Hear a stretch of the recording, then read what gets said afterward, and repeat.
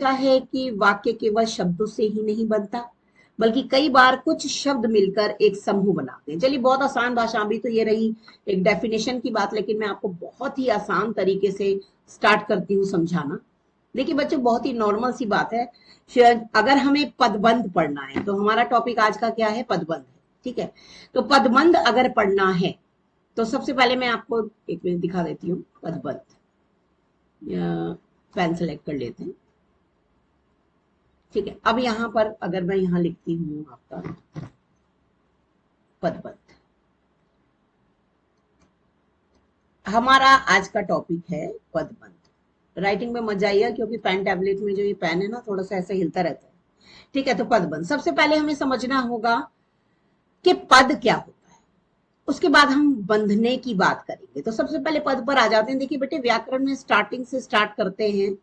सबसे पहले आते हैं शब्द पर और फिर आते हैं पद पर। तो शब्द, जैसे कि आप शुरू से पढ़ते आ रहे हैं कि शब्द किसे कहते हैं। बहुत ही नॉर्मल सी बात है कि वर्णों के सार्थक समूह को शब्द कहते हैं। वर्ण यानी लेटर्स। ठीक है, लेटर्स। जब उन लेटर्स को सीक्वेंस में लगाया जाता है, इट मीन्स कि जब वर्णों को ऐसे क्रम में लिखा जाए जिसका कोई अर्थ निकले, विच इज मीनिंगफुल, यानी उन शब्दों, उन लेटर्स का कोई अर्थ निकलता है, तो उसको शब्द कहते हैं। हम बचपन से पढ़ते आ रहे हैं व्याकरण में। ठीक हो गया, शब्द क्लियर है। अब बात आती है कि पद क्या है भाई, शब्द पद कैसे बन गया? तो बहुत ही नॉर्मल सी चीज है। मैं यहां पर आपके सामने लिख रही हूं तोता। ठीक है, आपको सबको पता है ये शब्द है, संज्ञा है, मतलब ये पूरा एक शब्द है तोता। ठीक है, अब इसी तोते को मैं ऐसे लिखती हूं कि तोता डाल पर बैठा है, डाल पर बैठा है। ठीक है, क्लियर। अब यहां तोता है, ये शब्द है। इस वाक्य में जो ये तोता है, ये शब्द नहीं है, अब ये पद है। आप कहोगे मैम ये मैजिक कैसे? तो मैं आपको बता देती हूं।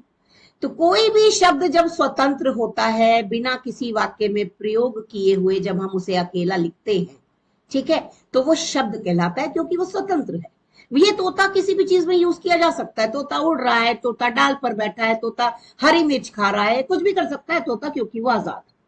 अब उसी तोते को उठाकर मैंने एक वाक्य में प्रयोग कर दिया कि तोता डाल पर बैठा है, तो बेटा ये तोता जो है वो डाल पर ही बैठा रहेगा, इसको हम चेंज नहीं कर सकते।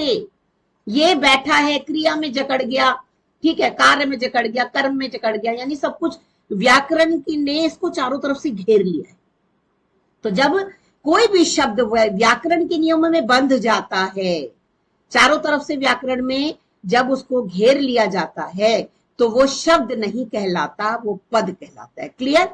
जब कोई शब्द आजाद होता है, अकेला प्रयोग किया जाता है, तो शब्द होता है। वही शब्द जब वाक्य में प्रयोग किया कर लिया जाता है, तो वो पद बन जाता है। बताइए आपको इतना क्लियर हुआ या नहीं? एक बार बता दीजिए कमेंट करके। चलिए दोबारा देख लेते हैं।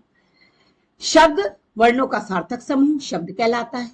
पद, शब्द पद कब बन जाता है? जब वो वाक्य में प्रयोग कर लिया जाता है। क्लियर हो गया? चलिए आगे चलते हैं। अब आती है बात, पदबंध क्या होता है? मैम ये बताइए थोड़ा सा कि पदबंध क्या है। तो बिल्कुल, अब पदों को बांधना पदबंध कहलाता है। बांधना कैसे? आप कहेंगे मैम थोड़ा सा एक्सप्लेन कर दीजिए कि भैया बांधना क्या है।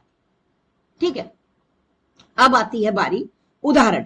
तो यहां उदाहरण जो दिया है वो ये दिया है कि लाल रंग की सुंदर कार, ठीक है, सड़क पर दौड़ रही है। तो हम अंडर, देखिए सबसे पहले पदबंध को पहचानने के लिए हमें उसके 5 भेदों को समझना होगा। हमारे हाथ में कितनी उंगलियां हैं? 5 उंगलियां हैं, ऐसे ले लेते हैं। तो नंबर 1 आता है संज्ञा पदबंध। ठीक है, अब संज्ञा अभी बताती हूँ लाइन से।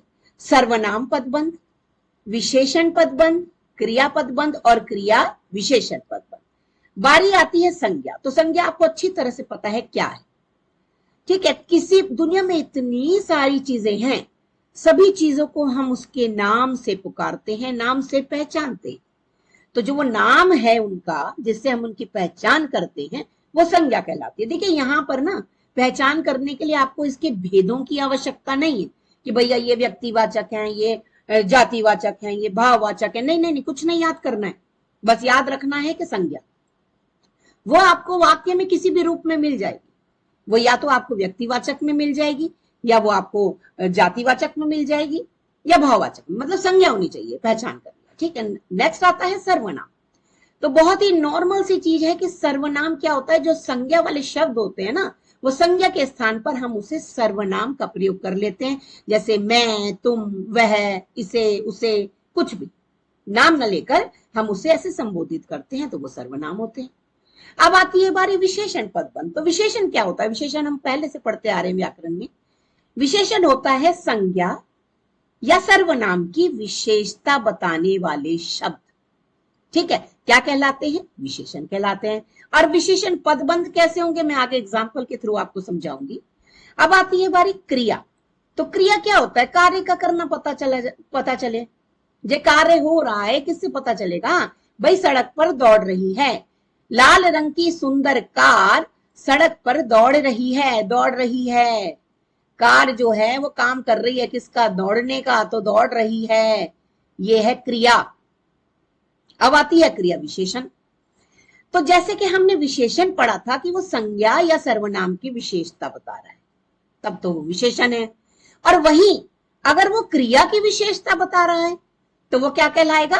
क्रिया विशेषण। इतना क्लियर हो गया? आई होप आज तक की हमने जो क्लास अभी अटेंड की है, वो पहली क्लास में मैंने आपको समझाया है। शुरू से समझा देती हूँ, एक बार शुरू से बताती हूँ। सबसे पहले मैंने आपको बताया, समझने के लिए देखिए बहुत रटने की जरूरत नहीं है कि भैया पता नहीं क्या मुसीबत है कि हम इसका पूरी परिभाषा पढ़ें कि शब्द क्या है, पद क्या है, पदबंध क्या है। नहीं नहीं नहीं नहीं, आपको कुछ नहीं करना है, आपको सिर्फ समझना है। समझने के लिए आपको डेफिनेशन रटने की जरूरत नहीं है, डेफिनेशन कोई नहीं पूछ रहा है। सिर्फ पहचान करनी है कि ये जब पद को जो बांधा गया है, ये पदबंध की पहचान कैसे होगी, वो मैं आपको अपनी नेक्स्ट वीडियो में बताऊंगी। आज मैंने आपको बताया कि पदबंध को समझने के लिए सबसे पहले हमें पद को समझना होगा, शब्द और पद का अंतर पता करना होगा, और उसके बाद बंध को समझाऊंगी नेक्स्ट वीडियो में कि पदों को बांधना किसे कहते हैं। और आज हमने पढ़ा कि पदबंध के कितने क्या होते हैं, प्रकार होते हैं। इसके मुख्य प्रकार होते हैं 5। हमारे हाथ में 5 उंगलियां हैं, ऐसे याद रखिएगा कि पदबंध के 5 भेद होते हैं। और सभी को मैंने क्लियर कर दिया कि संज्ञा की पहचान आप कैसे करेंगे, सर्वनाम की कैसे करेंगे, विशेषण को कैसे पहचानेंगे, क्रिया को कैसे पहचानेंगे और क्रिया विशेषण को कैसे पहचानेंगे। आई होप आपको मेरी ये क्लास बहुत अच्छी लगी होगी। अगर आपके मन में कोई भी डाउट आ रहे हैं इसको लेकर, क्योंकि मैं एकदम से आगे बढ़ना नहीं चाहती बेटे, देखिए हमें सरलता से जटिलता की ओर जाना चाहिए। ठीक है, तो हम बहुत सरल लेकर चलेंगे, उसके बाद धीरे धीरे धीरे धीरे हम ऊपर की पैड़ियों पर जाएंगे। तो सीढ़ी चढ़ने के लिए सबसे पहले नीचे की सीढ़ी हम स्टार्ट कर दिया है चढ़ना। आगे मेरे साथ बने रहिए, मेरे चैनल को सब्सक्राइब कीजिए ताकि आगे आने वाली वीडियो का नोटिफिकेशन आप तक पहुंच सके। मिलते हैं नेक्स्ट वीडियो में, तब तक के लिए अपना ध्यान रखिए। Bye bye.